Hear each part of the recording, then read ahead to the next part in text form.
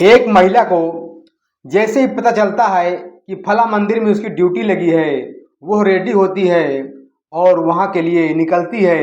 जैसे ही निकलती है, उसे रास्ते में उसका एक प्रेमी या उसका दोस्त, उसका बहुत ही करीबी उसे कार में बिठा लेता है और उसको एक सुनसान जगह पे ले जाता है। उसके साथ इतनी बर्बरता से घिनौनी वारदात को अंजाम देता है। उसके सर पे राड से इतनी बेरहमी से मारकर उसकी हत्या कर देता है और शव को सुनसान इलाके में फेंक कर फिर अपने ड्यूटी के लिए वापस चला जाता है, जैसे किसी को जानकारी ही नहीं मिल सकेगी। लेकिन उस समय हड़कंप मच जाता है पूरे बाराबंकी में, पुलिस महकमा में हड़कंप मच जाता है जब पता चलता है एक महिला आरक्षी की लाश है। लेकिन वो महिला आरक्षी की लाश किसकी है, उसके चेहरे को बुरी तरह से तेजाब डालकर जला दिया गया था।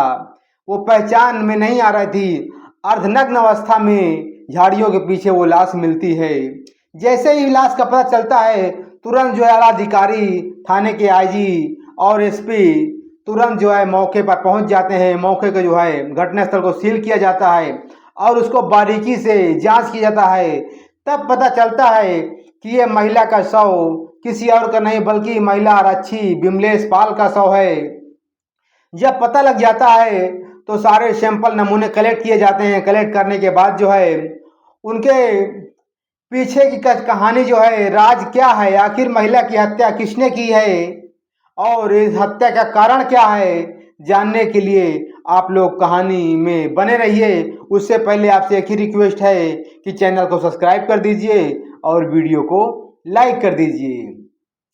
दोस्तों, ये महिला सिपाही विमलेश पाल, इसका सुल्तानपुर में घर होता है और इनके पिता पुलिस में फॉलोवर थे।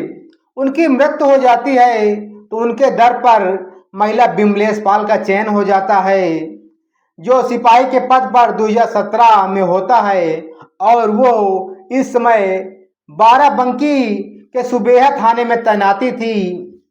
और इन्हीं के साथ इनका सहपाठी होता है, एक हवलदार और होता है 2017 में, उसकी भी ज्वाइनिंग यही होती है। दोनों में धीरे धीरे आपस में नज़दीकियाँ बढ़ जाती हैं। नज़दीकियाँ बढ़ते बढ़ते वो प्यार में बदल जाती है और जब प्यार में बदल जाती है तो दोनों के साथ संबंध बनने लगते हैं। संबंध बनने लगते हैं, शादी का झांसा देकर वो सिपाही इनसे बराबर संबंध बनाता रहता है। लेकिन जब बाद में वो शादी करने से मुकर जाता है तो महिला विमलेश पाल यही बाराबंकी थाने में जाकर FIR लिखाती हैं रेप की और ब्लैकमेलिंग का FIR लिखाती हैं। उसके बाद मामला कोर्ट में जाता है, मजिस्ट्रेट के यहाँ जाता है। जब ये अपना गला फंसता देखता है तब उसके बाद ये सोचता है कि क्यों ना कोर्ट मैरिज कर लिया जाए, इससे बचत हो जाएगी, वरना मैं जेल की सलाखों के पीछे चला जाऊंगा और नौकरी से भी हाथ धो दूंगा। और ये अपना बचाव सोचकर उस महिला को ऑफर देता है कोर्ट मैरिज करने के लिए। जब कोर्ट मैरिज का ऑफर देता है तो महिला पहले ही चाहती थी कि अगर मेरे साथ संबंध बनाए तो शादी कर लीजिए, मुझे कोई इतराज नहीं है। लेकिन फिर दोनों में आपस में संबंध बन जाते हैं और राजी मजे से उनकी 2023 या 24 में कोर्ट मैरिज हो जाता है। 24 में कोर्ट मैरिज होने के बाद आपस में ये लोग कहते हैं कि हम लोग एक जगह रहेंगे और इसकी भव्य से एक जगह शादी करेंगे, सभी को इनवाइट करेंगे। लेकिन जो उनका पति होता है, इंद्रेश होता है, वो इस शादी से नाखुश रहता था और उन्हें साथ रखने से भी इनकार करता था। वो अपने प्रेम जाल में फंसा कर इनको बर्बाद करना चाहता था। और उसके बाद ये एक प्लानिंग बनाता है कि न रहेगी बांस न बजेगी बांसुरी, ये रास्ते से हटा दिया जाए। और ये प्लान तैयार करता है क्योंकि ये यहाँ रह चुका था बाराबंकी में, तो सब कुछ जानता था कि इस रोड में सुनसान है, कहाँ पे जाना है, कितने बजे ये घटनाक्रम को अंजाम देना है। RO की परीक्षा चल रही थी। 30 जुलाई को ये परीक्षा देने के बहाने हरदोई से निकलता है बाराबंकी के लिए। और बाराबंकी में जब पहुंचता है तो पता लगता है विमलेश के पास फ़ोन भी करता है। फ़ोन करने के बाद पता लगता है कि इनकी ड्यूटी महादेवा मंदिर में लगी है।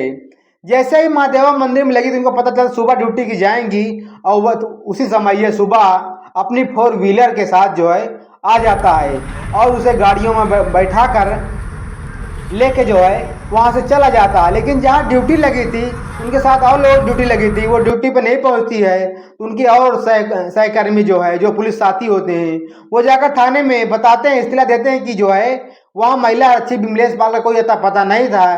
थाने में उनकी एब्सेंटी दर्ज हो जाती है, लेकिन ये पता लग जाती है वो लड़की कहाँ गई है, वो महिला सिपाही कहाँ गई है, कहाँ इस समय है, उसकी कोई लोकेशन जो है नहीं मिलती है। क्योंकि जो है उसकी जो है हत्या हो जाती है और ये हत्या करके जो है एक सुनसान इलाके में जो है फेंक कर जो है फिर जो है रफू चक्कर हो जाता है। ये सोचता है कि मैं बहुत दूरी पे हूँ, बच जाऊंगा, लेकिन पुलिस के हाथ इतने, कानून के हाथ इतने लंबे होते हैं, बचना नामुमकिन हो जाता है।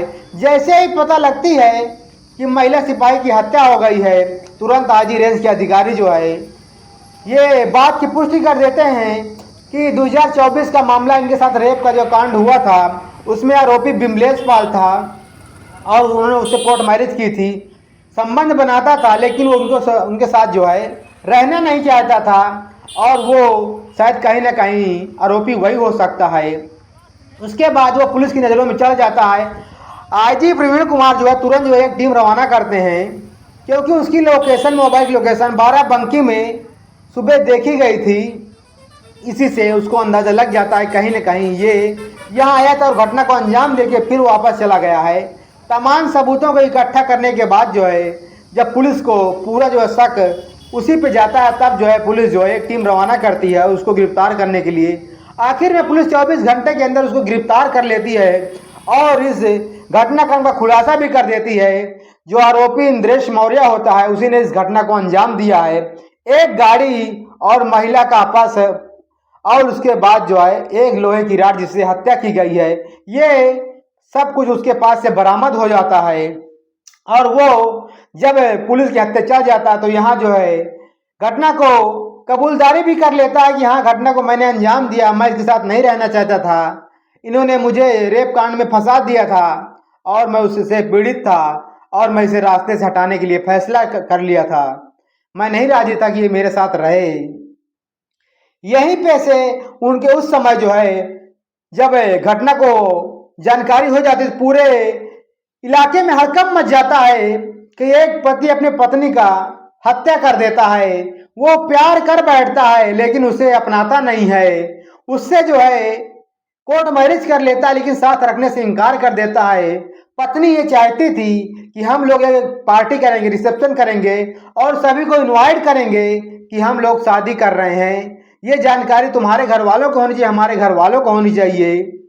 लेकिन इंद्रेश मौर्य ये नहीं चाहता था कि मैं रिसेप्शन करूं और पार्टी करूं और तुम्हें अपनी पत्नी बनाऊं, ये वो नहीं चाहता था। वो आम खाकर गुठली को साथ नहीं लाना चाहता था, वो वहीं पे छोड़ना चाहता था। लेकिन कोर्ट मैरिज कर लिया था तो वो चाहती थी लड़की कि मुझे अपने साथ ये रखे, और वो नहीं रखना चाहता था, इसीलिए उस घटना को अंजाम दिया है। पुलिस ने 24 घंटे के भीतर इस घटने को पूरी तरह से खुलासा कर दिया है और उसको सलाखों के पुलिस ने उस सलाखों के पीछे भेज दिया है। पुलिस जो है महकमा बहुत दुखी था। आईजी प्रवीण कुमार ने पोस्टमार्टम भेजने के बाद उस मृतका मिथिलेश पाल को कंधा भी दिया था, अपने कंधे से उसको अंतिम विदाई दिया था और ये कहा था कि मैं 24 घंटे के अंदर इस बात का खुलासा कर दूंगा, जो भी इसके पीछे होगा उसे कड़ी से कड़ी सजा दिलाने के लिए मैं हर पल प्रेरित रहूंगा, हर पल जो कोशिश करूंगा। और वो अपराधी हत्या चढ़ जाता है और उसको जेल भेज दिया जाता है। साथियों, इस घटना ने पूरे इलाके में सनसनी फैला दिया है। उसके घर में, मृतका के घर में एक बहन है पूजा पाल, वो साफ साफ जो है पहले ही हत्या के मुकदमा इंद्रेश के ऊपर दर्ज करा चुकी है, क्योंकि सबको मालूम हो गया था कि कहीं न कहीं हत्या कराने वाला उसका जो है प्रेमी ही हो सकता है, उसका जो पति है जो कोर्ट मैरिज किया था वही हत्या कारण बन सकता, क्योंकि बार बार उसकी बहन कहती थी कि वो उसे रखने के लिए तैयार नहीं है और उससे उनकी बनती नहीं है। शायद वो कहीं ना कहीं उस रास्ते से हटाने का मन बना रहा होगा। वो अपने घर में ये बात कह चुकी थी कि अगर कुछ भी होता है तो मेरा जिम्मेदार वही होगा। पूजा पाल ने, उसकी बहन पूजा पाल ने ये हत्या का मुकदमा उनके ऊपर जो है बाराबंकी थाने में दर्ज करा दिया था और अब उसके परिवार में कमाने के लिए कोई नहीं बचा है। 4 बहनों में यही बहन जो है पूरे घर का लालन पालन करती थी और पूरे परिवार को चलाती थी, क्योंकि पिता की पहले मृत्यु हो चुकी थी, भाई कोई था नहीं और ये बहन नौकरी करती थी। तो यही अपने बहन जो है पूरे घर को चला रही थी। घटना से पूरा परिवार स्तंभ है और बेहद डरा सहमा हुआ है। आप लोग कहानी अगर अच्छी लगी हो तो लाइक करें, शेयर करें। फिर मिलते हैं अगली कहानी में। आप सभी को धन्यवाद। जय हिंद, जय भारत।